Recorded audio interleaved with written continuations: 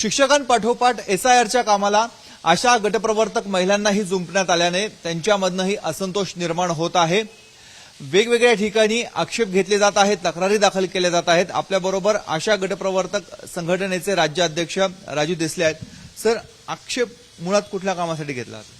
आशा आणि गटप्रवर्तक हे आरोग्य अभियानाचं काम गाव पातळीवर करतात। बालमृत्यू आणि माता मृत्यू रोखणं हे त्यांचं प्राथमिक काम आहे। या संदर्भामध्ये सरकारने पत्र काढलेले माननीय आयुक्त अनुप कुमार यादव राष्ट्रीय आरोग्य अभियान यांनी 2019चं पत्र काढलेलं आहे। आशा गटप्रवर्तकांना आरोग्याच्या कामाव्यतिरिक्त कोणत्याही कामाची सक्ती करता कामा नये, निवडणुकीचं काम लावू नये असं क्लिअर म्हटलेलं असताना सुद्धा महसूल विभाग त्यांच्यावरती दबाव आणून अतिशय मानसिक त्रास देऊन हे काम करण्याचा दबाव आणतायत। मिटिंगा घेऊन हॅरेस केलं जातंय आणि त्यामुळे हे काम आम्ही करणार नाही। महाराष्ट्रातल्या 89,000 आशा आणि 4,000 गटप्रवर्तकांनी सर्व संघटनांनी आम्ही ठरवलेलं आहे की हे काम आमच्यावर लादू नये, आशांवर लादू नये, ही आमची भूमिका आहे।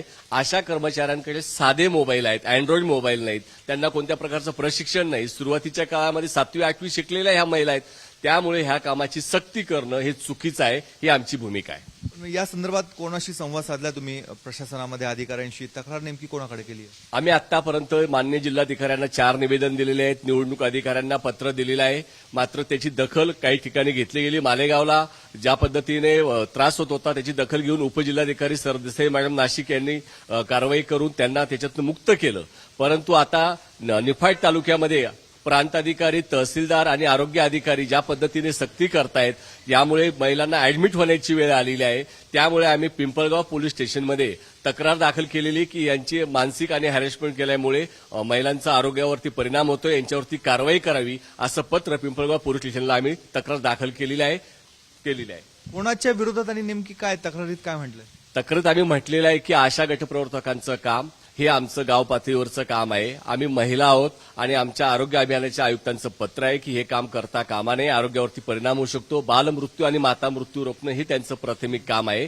त्याचप्रमाणे गावामध्ये ह्या सर्व महिला सूनबाया आहेत, सून आहेत गावाच्या, त्यामुळे जवळपास अनेक लोक शहरी भागात राहतात आणि ते गावामध्ये आमचं नाव तिथं पण कमी करू नका अशा प्रकारचाही दबाव त्यांच्यावर टाकला जातो। त्यामुळे ह्या महिलांची हे काम करण्याची इच्छा नाही आहे, शिक्षण अल्प आहे, त्यामुळे आम्ही त्या ठिकाणी मानसिक हॅरेसमेंटची तक्रार केलेली आहे आणि त्याचप्रमाणे दबाव टाकून काम करणं, महिलांना हॅरेस करणं, या दृष्टीने आम्ही तहसीलदार, प्रांताधिकाऱ्यांना सुद्धा आम्ही वेळेवर सांगितले, त्यांचे नाव त्याच्यामध्ये घेण्यात आलेलं आहे आणि जे आरोग्य अधिकारी तालुक्याचे आहेत त्यांच्या विरोधातली तक्रार आम्ही पिंपळगाव पोलीस स्टेशनला दिलेली आहे। यात पुढे काय झालंय?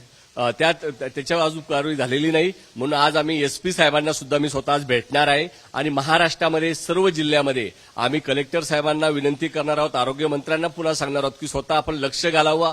आपल्या राष्ट्रीय आरोग्य अभियानाच्या आत्ताचे आयुक्त यांना मी पत्र व्यवहार केलेला आहे, याची दखल घ्यावी, अन्यथा महाराष्ट्रामध्ये आशा गटप्रवर्तक सर्व संघटना, कृती समिती आम्ही रस्त्यावर उतरून या विरोधातला आवाज बुलंद करू।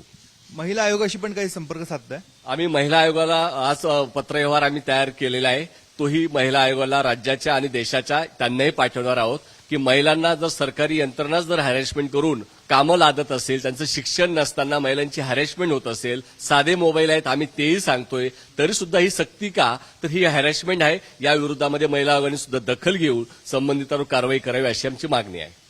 एकूणच आपण बघतोय अशा स्वरूपाचा मतदार याद्यांचं विशेष सखोल पुनरीक्षणचा हा वेळापत्रक आहे। 30 जून ते 29 जुलै दरम्यान संपूर्ण पत्रांचं वितरण केलं जाणार आहे। 5 ऑगस्टपर्यंत प्रारूप मतदार यादी आणि असं करत करत 7 ऑक्टोबर 2026ला अंतिम मतदार यादीचं प्रकाशन केलं जाणार आहे। हे वेळापत्रक आहे। या वेळापत्रकानुसार आता सरकारी यंत्रणेच्या माध्यमातून, निवडणूक आयोगाच्या माध्यमातून कामाला सुरुवात झालेली आहे। मात्र एका बाजूला शैक्षणिक वर्षाच्या सुरुवातीलाच शिक्षकांना या कामासाठी जुंपलंय, तर दुसऱ्या बाजूला आरोग्य सेवेमध्ये ज्या आशा गटप्रवर्तक महिला आहेत त्यांना देखील या कामामध्ये जुंपलंय। त्यामुळे आता विरोध होत आहे, रोष निर्माण होत आहे आणि इथेच न थांबता या संदर्भात पोलिसांमध्ये तक्रार दाखल करण्यात आली आहे। त्याचबरोबर राष्ट्रीय महिला आयोगाचा दरवाजा देखील ठोठावला जाणार आहे। कॅमेरामन किरण कटारेसह मुकुल कुलकर्णी, ABP माझा, नाशिक। ABP माझा, उघडा डोळे बघा नीट।